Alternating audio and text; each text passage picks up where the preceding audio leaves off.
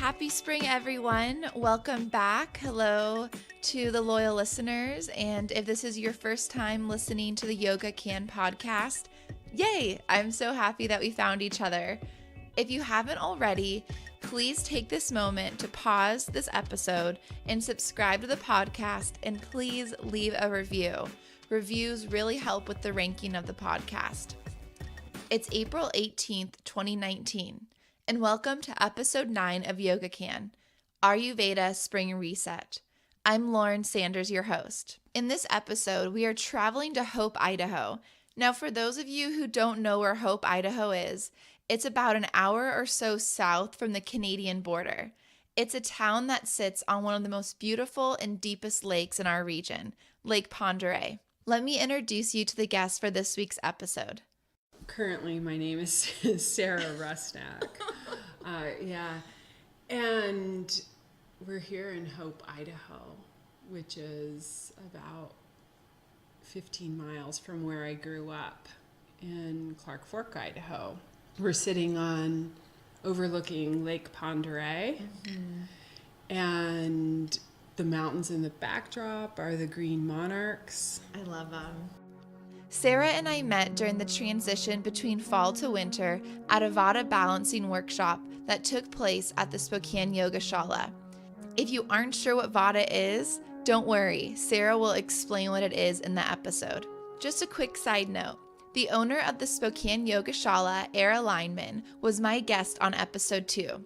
She's one of the OGs of the podcast. Make sure to give that episode a listen. And if you're ever in Spokane, check out the Spokane Yoga Shala for some wonderful yoga.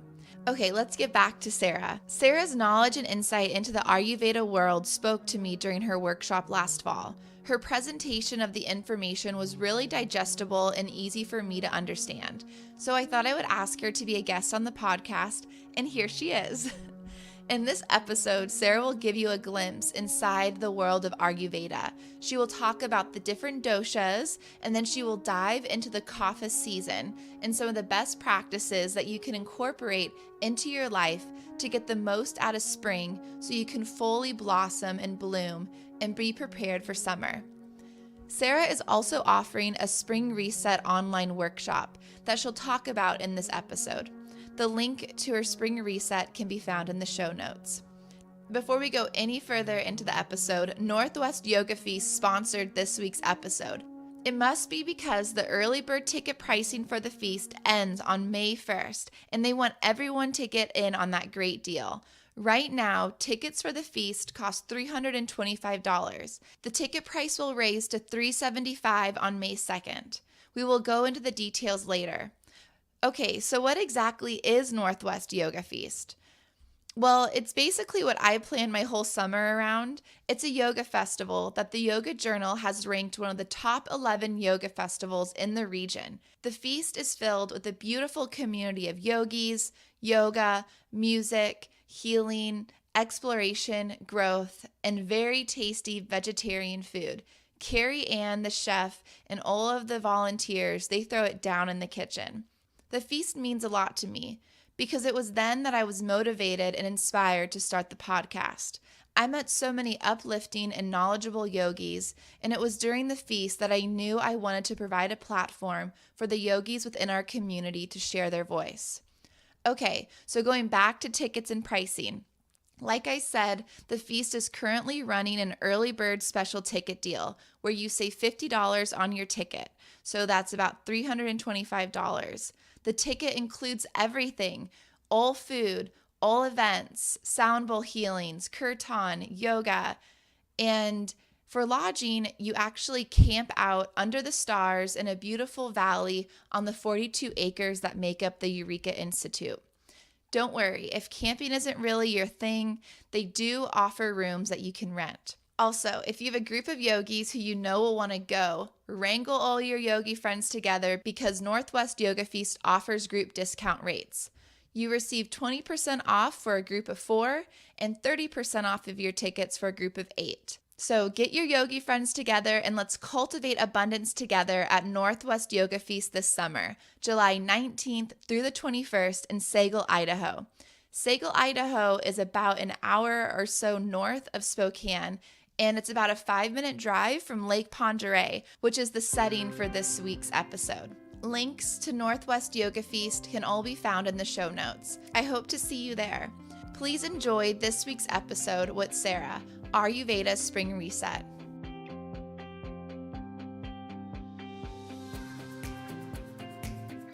All right, so let's talk about, first of all, what Ayurveda is. The Sanskrit word Ayurveda translates as science of life or study of life. Okay. And it, like yoga, is an ancient tradition that rose up out of India. And like yoga, again, it has many different arms. It's a very vast body of knowledge.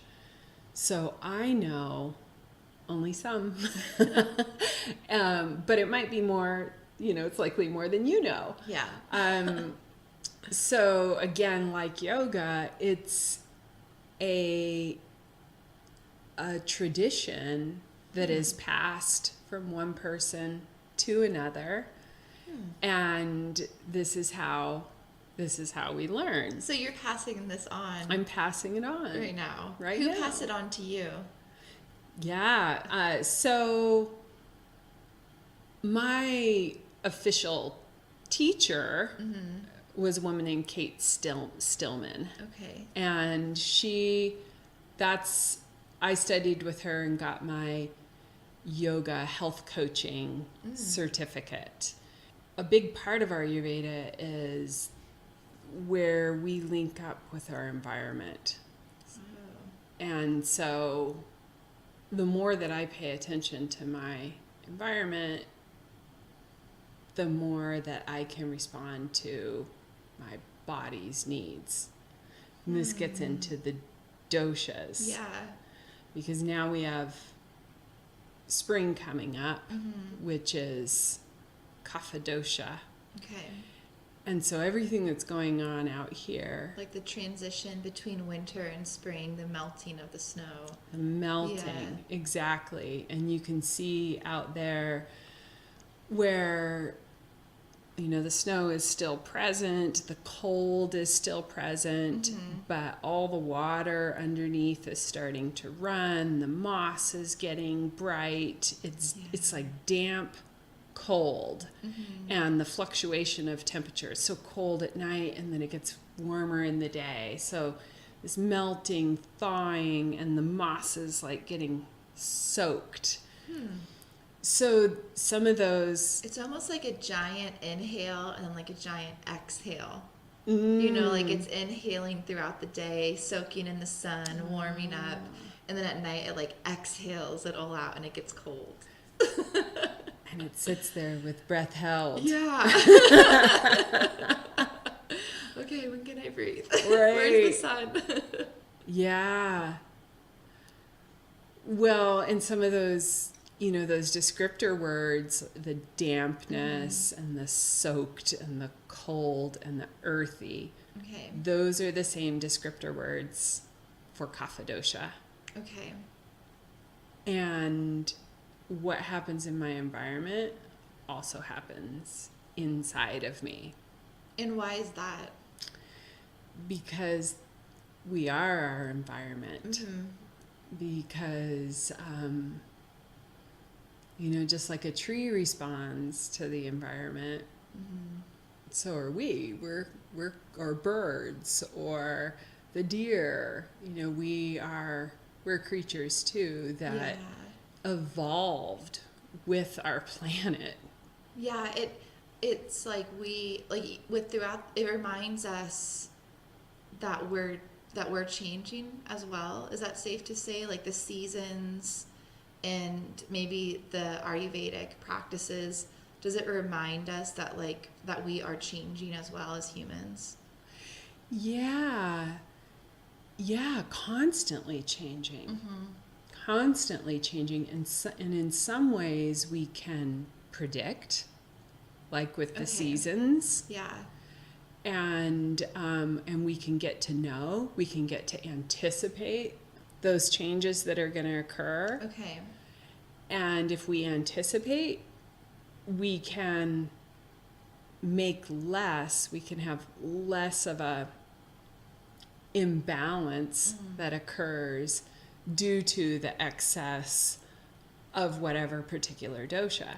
Okay. So if we go back to that moss analogy, where the moss is like damp and cold and soaking wet, it's really typical in the spring for humans to feel damp and cold and mucousy, and to get a cold or have certain amounts of like coming out of hibernation. Okay. And we can plan ahead with our activities, the way we practice our yoga, with the foods that we eat, to apply the opposite. Okay.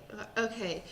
Kind of going into what we were just what you started with talking about how we're transitioning right now into a new season. So there's an imbalance that is about to occur. Could you kind of talk about like what's happening right now within this time of year between winter and spring, and what we need to look for within ourselves, and how we can kind of help support that imbalance that's happening, and why is there an imbalance? Like what is the imbalance? Because that confuses me. And this is what's so great too, is it becomes very personal, and it becomes very practical. These 3 doshas, vata, pitta, and kapha, they are constructed of the 5 elements, which are earth, water, air, ether, and fire. Okay.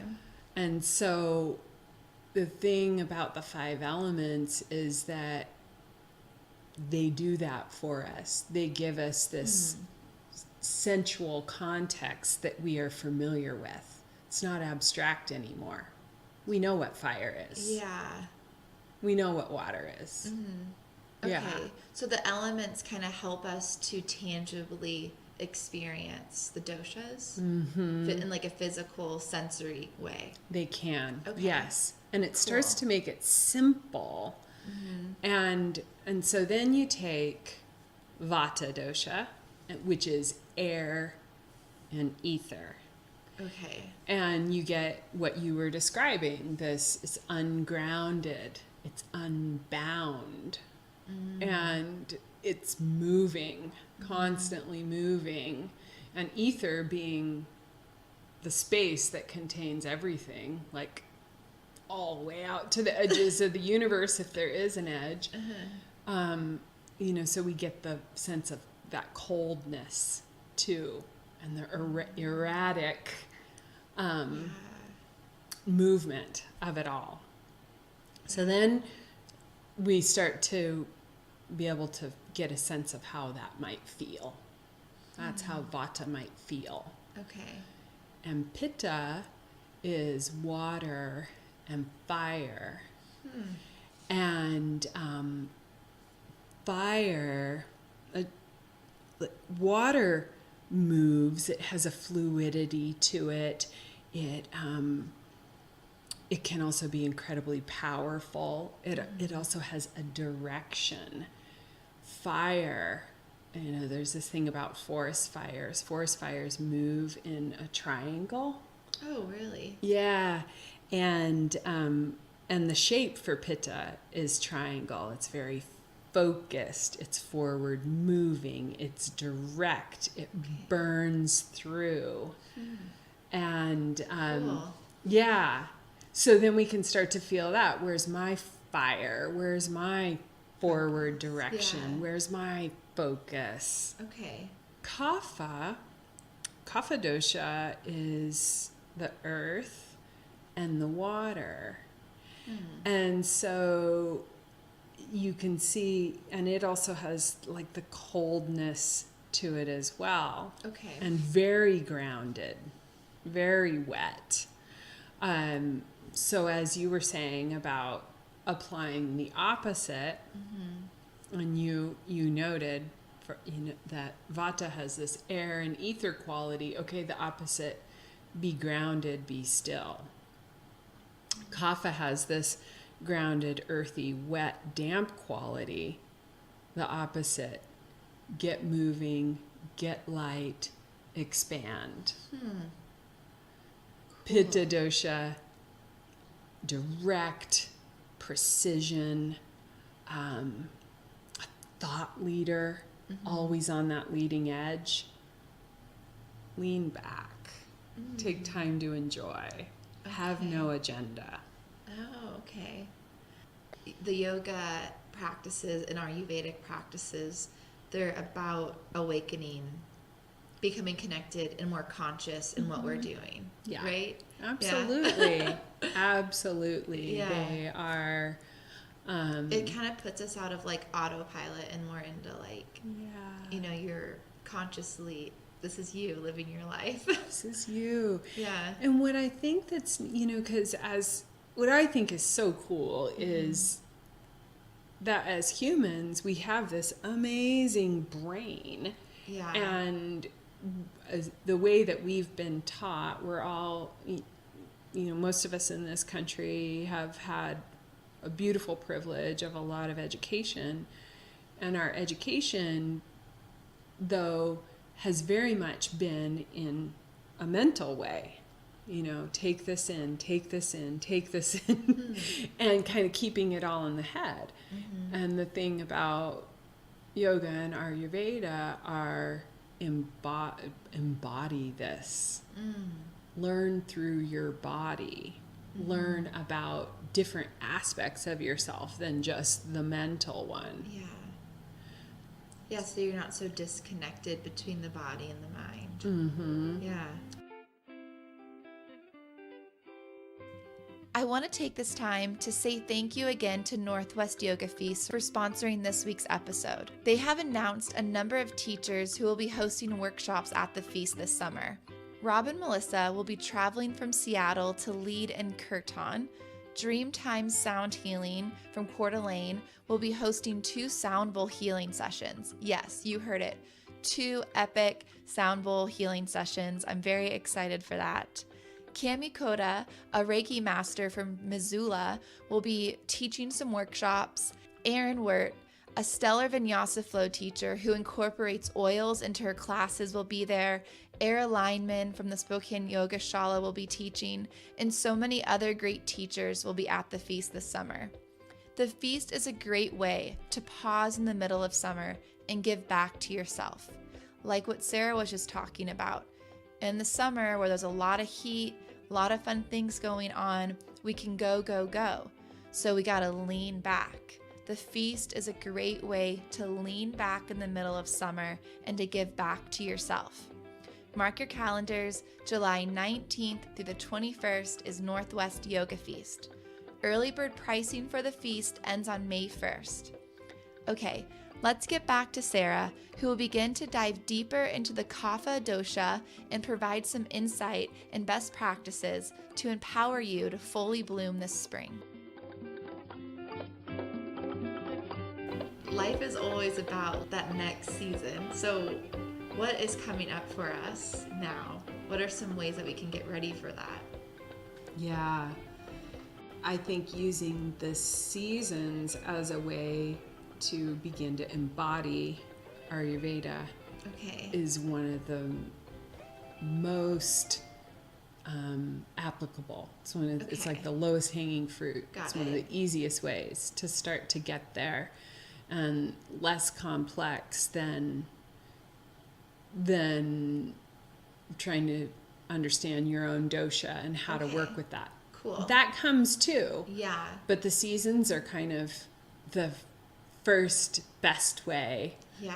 Or for some people, a first best way to go with it. Yeah. So the first step is just looking out your window and seeing the season. Yes. Okay. Got it. Right. Yeah. What's happening out there right now? Okay. And how can I apply the opposite?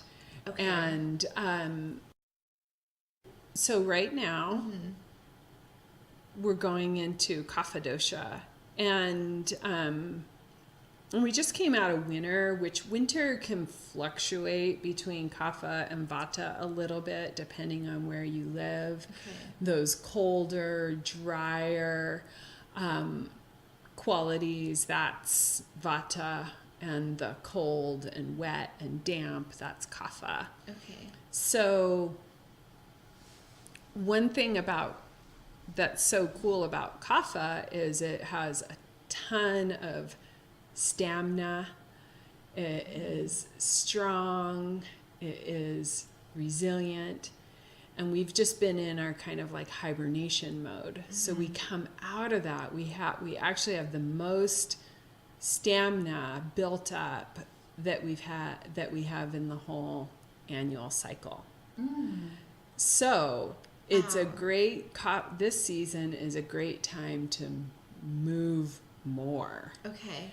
And so our yoga practices will benefit that Kapha dosha out of balance when they have more heat, internal heat, and even it's a good time for a heated class. And best case scenario would be like a dry heated class, not a really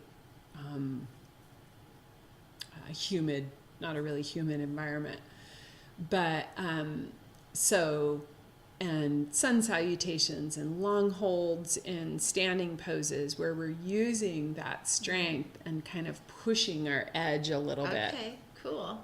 So those are good ways to switch our yoga. It's also, I don't only practice yoga, it's also a good time for me to lift more weights, be doing my more intense workets. Yeah. And kind of getting yourself moving after you've been hibernating all season. Yeah. Okay. Get it moving, so we can get moving more. Okay. Dry heat is good. Okay. And in terms of food, so one way to look at working with Ayurveda and the seasons is to eat with the seasons. And so we eat in a 3-season diet, and the seasons are Vata, Pitta, Kapha, and so a Kapha balancing diet is actually it's lower fat. And a lot of greens. We want to have the tastes of bitter and astringent and pungent, which is spicy. Okay. And we want to be eating things that are kind of like the first roots and shoots of spring. If we think back to our ancestors who lived right off of the land at this time, it would be a little bit more of a famine type time of year, and they would be looking for those first green shoots and sprouts, or they might be digging the roots of burdock or dandelion. And so even though Ayurveda wouldn't say eat a low fat high vegetable, high green diet all year round for the spring, it's a good thing. Okay. Yeah. All right. That makes sense. So you get to eat with what's going on outside as well, like what's available. Exactly. Yeah. It's very much what's available. Yeah. So before I learned about Ayurveda, I was really interested in local food and supporting local farmers and wild crafting, and that's very Ayurvedic. Yeah, it's like Ayurvedic what's happening in our kind of sustainable. Yeah, from a environmental standpoint, just like not seeking foods that are like out of season right now. Right. And just eating, like you said, like what's local, what are the farmers growing. Yeah. That's kind of tough though, because to just do local, it can be kind of hard if you live somewhere where there's not like a farmer's market all the time. Or how do you eat local? in this time of year? Because you said it is kind of a famine in a way. Which, I don't do. I have a long history with food and love of food, and was a professional cook for many years. And cool. yeah, Okay. I love food. Me too. Yeah. And so what I do is I do the best I can. Okay. And I don't buy tomatoes or peppers in the winter or in the spring. I don't buy zucchini. I don't buy cucumbers. Okay. But instead I go to the produce section and I eat a lot of cabbage and a lot of carrots and a lot of kale and a lot of spinach and ginger and turmeric and whatever looks alive, and I know that it didn't travel too far to get to me.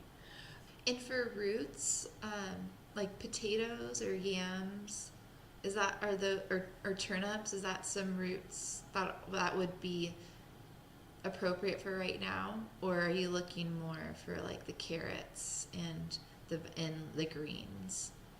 So the root crops they're in high abundance in fall. Okay, that's what I thought. And that sweet, like the sweet potatoes, the high starch, all that stuff is really good for Vata dosha. Okay, that's why I want it so much. Yeah, you might, right? Yeah. And it might be just what you need.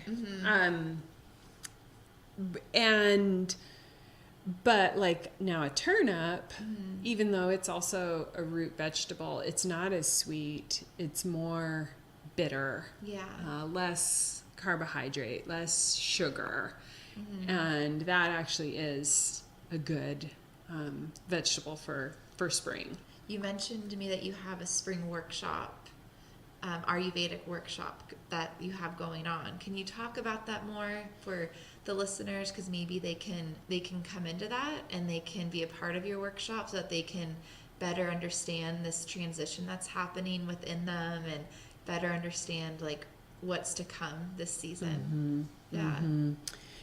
I would love to, and to move through the seasons and really get to know them and get to know like how should I move in each season, what do I need to protect and what do I need to enhance, how do I eat and how do I be. We can dive into that by studying each season as it comes up. Okay. And that's just a really good practice of studying the seasons as they come up, aligning our movement, aligning our choices, our actions, and our food. And then one thing that is really talked about and utilized in Ayurveda as well is a biannual, I call it a deep dive into the digestive system, and but also clearing things out on many levels. So an Ayurvedic detox is a rest for the digestive system, but it's also a rest for our emotions and our mind, because we're choosing to quit taking in so much sensory information for a small amount of time. And so I offer something that's called spring reset. I also have an autumn reset. And in that spring reset, we have a recipe book that has all kinds of spring foods, and we learn about the tastes that are good for spring and the kinds of foods that are good for spring. And it's fun for us foodie lovers too, because we get like a whole new recipe book to work with.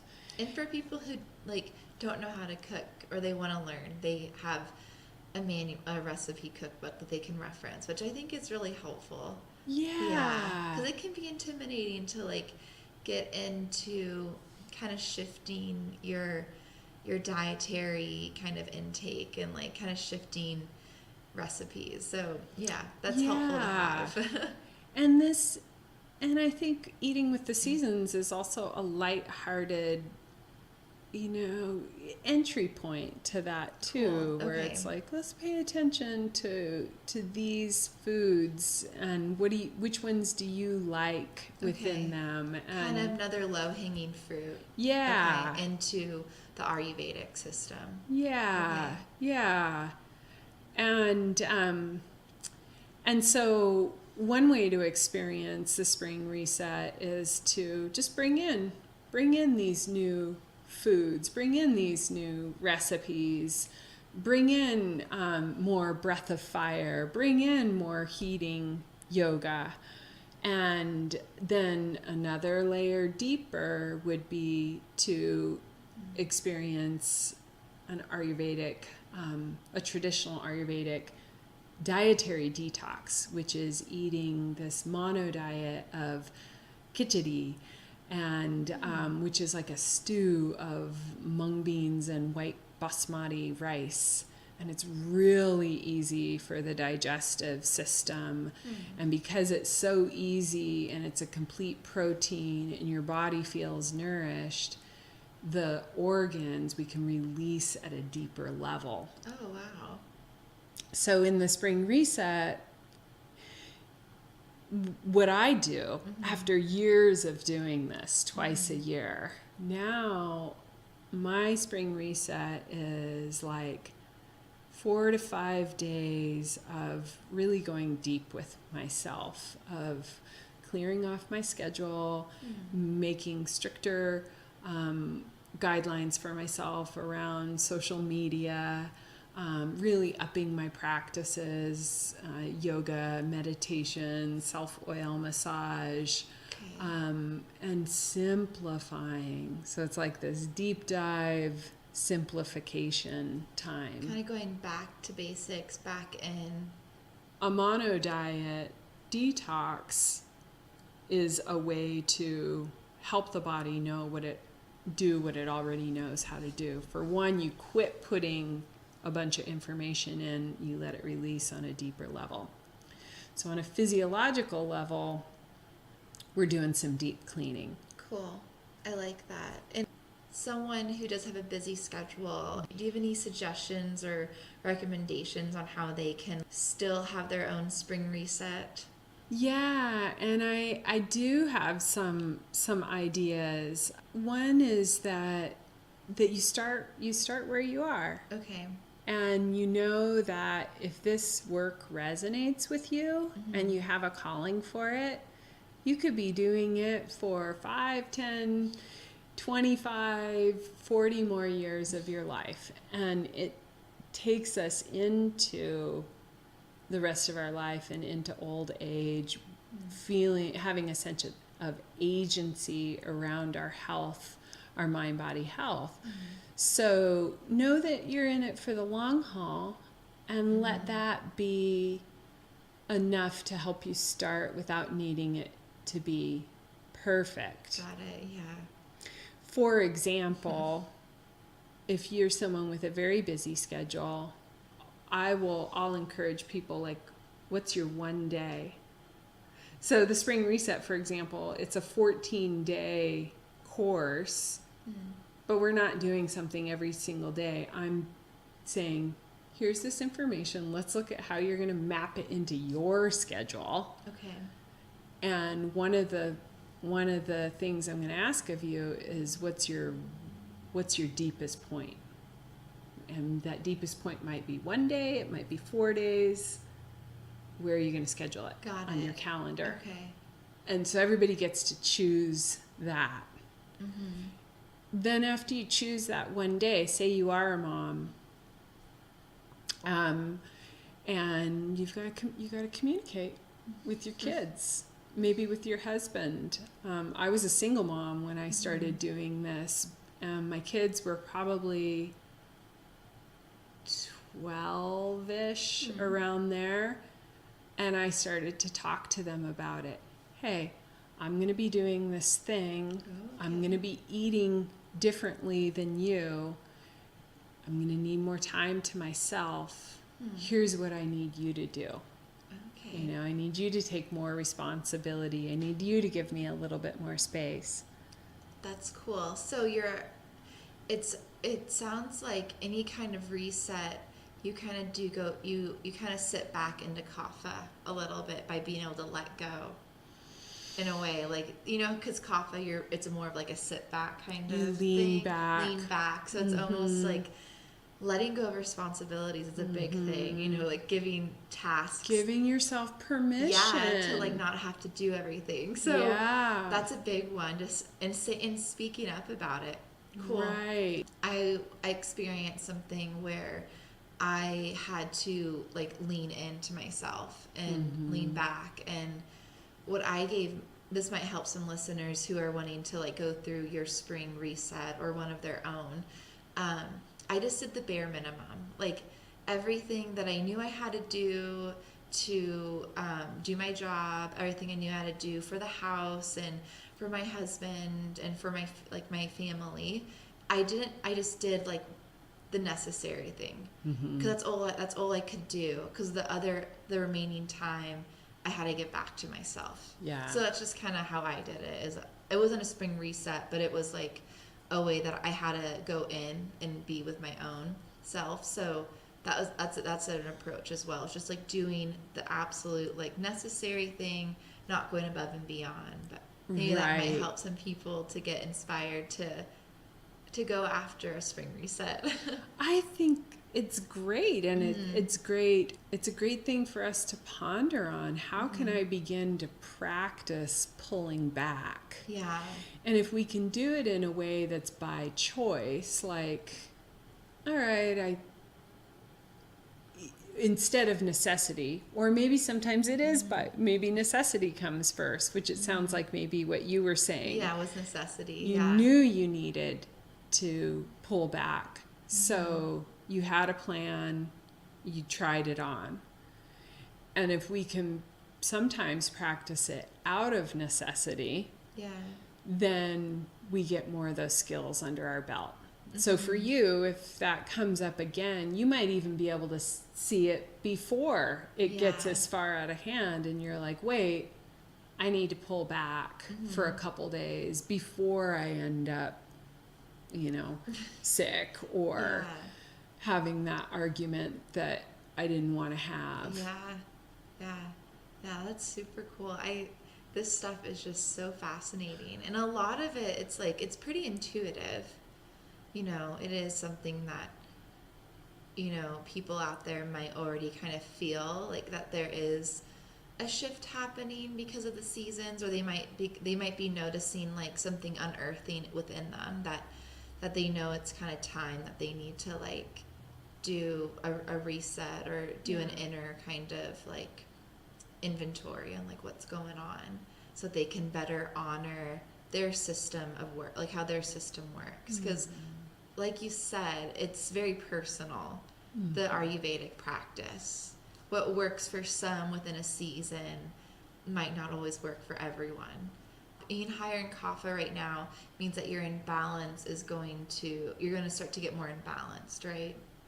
More out of balance. More out of balance. Yeah. Okay, got it. Right. Yeah. If you have more kapha dosha in your system, you're going to feel the effects of kapha in the environment even more. Got it. Okay. Yeah. Cool. And then for what if you're just like lower in kapha though? You still suggest that that the practice right now is honoring just the change in season and come into more and do the kapha practices. Yes. Yeah. Okay. Yes. I mean, again, there is this is in general for a person whose health is pretty good. Okay. You know, people can check with their doctor before they try new things. They can also see an Ayurvedic practitioner, or Like they yourself. could get Yeah. well, I'm a yoga health coach, and I Okay. do offer a free consultation. And certainly if I can't help someone, I can probably refer them to someone who could. Okay. So there are some people who like doing the mono diet Khichdi cleanse. It probably isn't a good idea. Okay. But for most people, it's a gentle, nourishing detox. And for most people to eat a kapha reducing diet just fine. And for most people to up their movement game Is good is, for us. is good. Yeah. Yeah. There's not really, they're pretty gentle things that we're asking of ourselves. Cool. And that when we create boundaries around what we're doing, and we're like, I'm going to dive into my health and some self-reflection and some visioning for a week. And during that week, I'm going to get off of social media, or I'm going to shut down all my screens at between 7 p.m. and 7 a.m. Doing things such as that is also going to reduce Vata dosha, Okay. because we're creating more regularity. Got it. We're creating more stillness in our life. Okay. Also, the choice to lean back is applying the opposite of Pitta dosha. Okay. So in a way, a reset like this is good for it's good for that, like you had mentioned a while ago, this like deep dive rebalancing. Yeah. Okay. That's nice. Yeah. Yeah, I'm ready for it. Right. I'm excited for this to happen. I was Yeah. like, this is that week. I'm just really excited to get into it, because it's time. I can feel it in my bones. I can feel it in the air, and like you said, just looking out the window, you can just see that there's change. And I think that this week there's going to be a big shift, because the snow is like really melting. It's getting so much warmer out. So we're about to see a huge shift visually in our environment as well. Yeah. It's exciting. It is. And I really like the Ayurvedic practices and like what we've been talking about, because it just reminds us that that we as humans like change.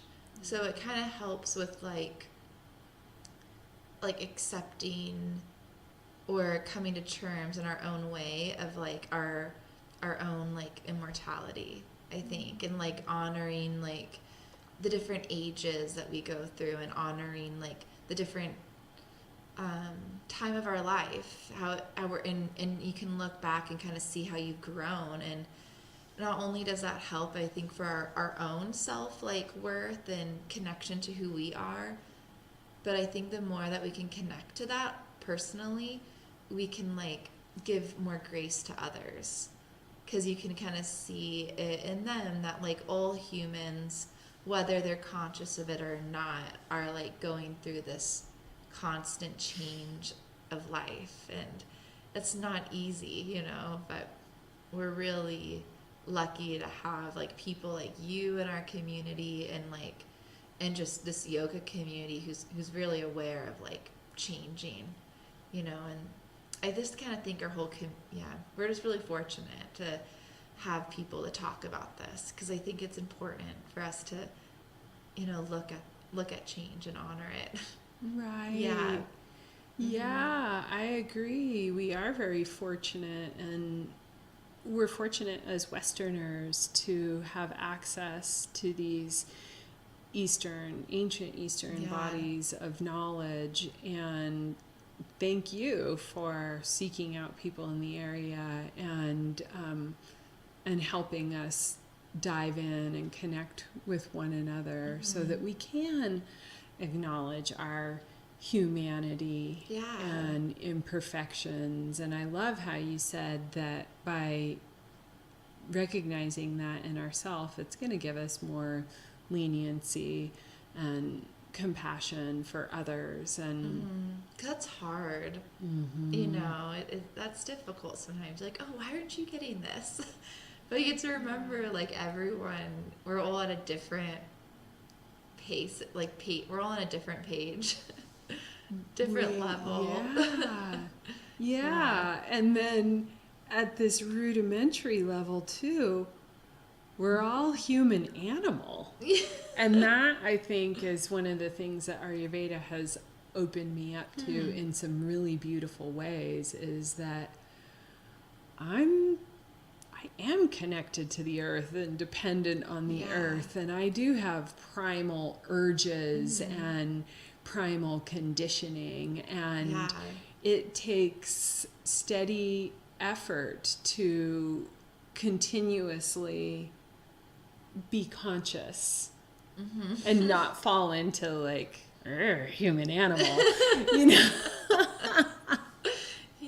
or go back into that like autopilot kind of thing as well, where you like the opposite of the primal animal, but like the autopilot human who's just like, phone, iPad, news, social media, going out, like chaos. Like, so there's like that's why the Ayurvedic practices and the yoga practices are really important for us to talk about and to learn more about, so we can just feel happier within our own bodies.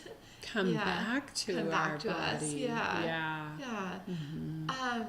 Okay, so I like to ask everybody this question on the podcast because I think it's really cool. So you live here in Hope. Like, what's one place in your area that you would recommend people visit or see if they were to come to Hope? Besides the monarchs, like obviously the view is like beautiful, but... So can I do more than one? Yeah. Because I think you might be like one of the only people I talked to in Hope for the podcast for a while. So more than one. So Hope has a breathtaking view, and perhaps as my body feels it, the most breathtaking view on the lake. Oh yeah. It really does, because you're looking down the lake towards Coeur d'Alene. It's so cool. It's big and expansive. And there is, right in Hope, there's a pizzeria called the Old Ice House Pizzeria. Okay. And though I don't have to frequent it because I live at the same vantage point and get to see it, but it is, especially in the summer, nicest deck to sit and have a conversation with a friend and have pizza and a beer if you want that, and just take in the view. So even though you're Ayurvedic, you still eat pizza and drink beer? Well, I didn't say that, actually, because I don't really. Occasionally I would. Yeah, I'm just giving you but a hard I'm gonna time. feel it. I'm gonna feel it. Yeah, you have to just do. Sometimes you have to just do what feels good. You do. You do, and suffer the consequences later, or maybe not suffer anything. Yeah, if you're in balance, you can tolerate. You can tolerate it. Yeah, you can tolerate some, and I certainly don't look down upon anybody for having beer and pizza. It's the American way. Yeah, it's good. Just good. The other two places. So if you keep traveling east from Hope on Highway 200, you will go across what's known to people around here as Denton Slough and the Drift Yard. Okay. And the waterfowl that you often see there is just gorgeous. And it's also sacred land too. I've heard that there used to be, the indigenous peoples would have a trading area there at the what's now known as the Drift Yard. And then keep traveling east, and you'll come to my hometown of Clark Fork, Idaho, and you'll also the Clark Fork River is right there. And so my other spot is the mouth of the Clark Fork River, where the Clark Fork River converges and empties into Lake Pend Oreille. And it's an incredibly powerful spot. And yeah. I bet this time of year, too, with everything melting, that river is just going to be flowing really hard right now. It will. Yeah.